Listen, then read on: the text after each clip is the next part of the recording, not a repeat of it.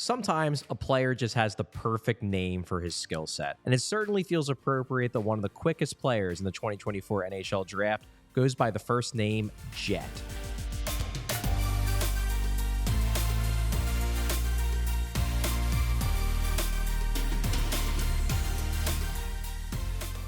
Jett Luchanko's stock has risen significantly over the past few months. Now, in part, that's driven by a really strong performance for Team Canada at the Under-18 Worlds in April and May, but it's also in part because teams have just gotten to take a closer look at his strong play for Guelph in the Canadian juniors and have come away really liking what they've seen. He definitely qualifies as one of the draft's late risers, and now he's a viable candidate to go as high as the mid-first round. So let's talk a little bit about Luchanko's strengths.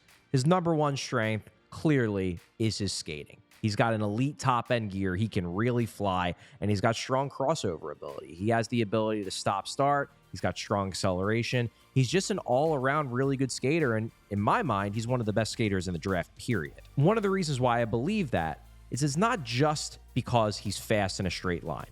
There are a lot of guys who are fast in a straight line, but Luchanko shows the ability to control the puck and make plays with it at speed. Skating fast is one thing, and that's important. It's great to be able to win puck races and things like that.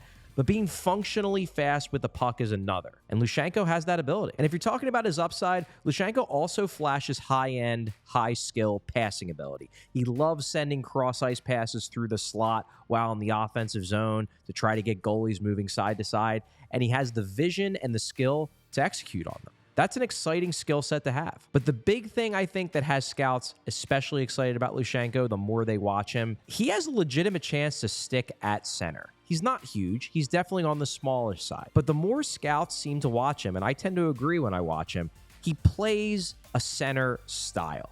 It's hyper-competitive. The defensive instincts are there. I'm not saying it's a guarantee he sticks at center. He might have to move over to wing, but it's a legitimate possibility. And the team that takes him as high as he's probably going to go is probably a team that believes he could be an NHL center. Finally, and this speaks to Luchanko's upside, he's young for his draft year. And that plays into why I think some scouts, his biggest fans, believe he has a lot of untapped potential and maybe could reach an entirely new level over the next couple years. So what are Luchanko's weaknesses? Well, first off, there is the size. He's smallish, and he's in need of serious physical development. He really needs to bulk up. This isn't a guy who's going to be able to jump right into the NHL. He's going to need a couple years at least to put weight on, to put muscle on, to be able to handle the pounding of the NHL level. And it's especially important for Luchanko if he wants to stick down the middle, because he's going to be having a lot of down-low battles, he's going to be in traffic, and he needs to get stronger if he wants to be an NHL center. Also, when I watch Luchanko, he doesn't always necessarily take full advantage of his speed.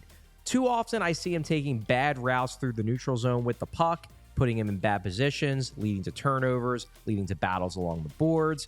And sometimes he just lacks the assertiveness that you want to see from a guy who's faster than basically all of his teammates. I almost want to see him carry the puck more. And while Luchanko does have that high-end upside in terms of a playmaking ability, as a shooter, he's nothing special. He scores most of his goals in close via dangles, and they're impressive, and he has the puck skills to pull them off.